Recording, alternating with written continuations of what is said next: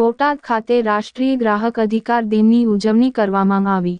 બોટાદ ખાતે આવેલ નાનાજી દેશમુખ ઓડિટોરિયમમાં રાષ્ટ્રીય ગ્રાહક સુરક્ષા જાગૃતિ અંતર્ગત રાજ્ય કક્ષાની રાષ્ટ્રીય ગ્રાહક અધિકાર દિનની ઉજવણી કરવામાં આવી હતી।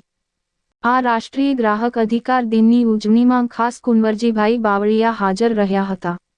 તેમજ ગ્રાહક સુરક્ષા તેમજ ગ્રાહકોના અધિકાર વિશેની વિસ્તૃત માહિતી આપવામાં આવી હતી।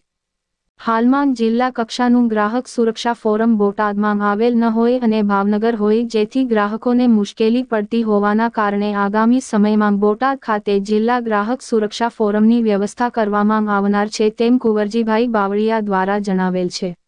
આ પ્રસંગે બોટાદ જિલ્લા કલેક્ટર તેમજ બોટાદ જિલ્લા એસપી તથા ગ્રાહક સુરક્ષાના કમિશનરશ્રી તેમજ તાલુકા ગ્રાહક સુરક્ષાના અધિકારી તથા બોટાદ ભાજપના પદાધિકારીઓ અને અધિકારીઓ હાજર રહ્યા હતા, તેમજ બોટાદના નાગરિકો મોટી સંખ્યામાં હાજર રહ્યા હતા।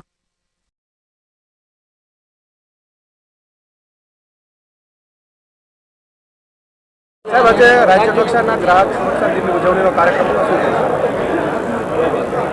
બોટાદ ખાતેથી રાષ્ટ્રીય ગ્રાહક દિવસ 24મી ડિસેમ્બર એટલે આ દિવસની ઉજવણી બોટાદ ખાતેથી આજે કરવામાં આવી।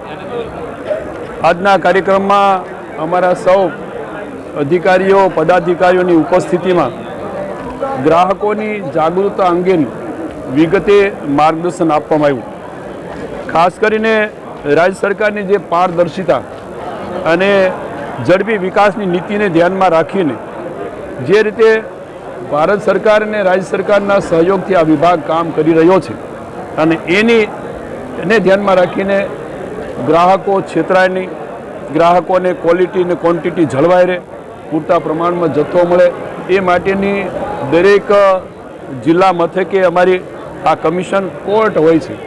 એના માધ્યમથી જો કોઈ અરજીઓ થાય, રજૂઆતો થાય, ફરિયાદ થાય તો જિલ્લા કક્ષાએ પણ આ રાજ્ય કમિશન કોર્ટ એ કામ કરે છે અને એના ભાગરૂપે સામાન્ય રીતે દર વર્ષે એક 15મી માર્ચ એટલે વિશ્વ ગ્રાહક દિવસ અને એ જ રીતે 24મી ડિસેમ્બરને રાષ્ટ્રીય ગ્રાહક અધિકાર દિવસ, આ બે દિવસો અમે દર વર્ષે રાજ્ય સરકાર આ અમારા વિભાગના માધ્યમથી ઉજવાય છે।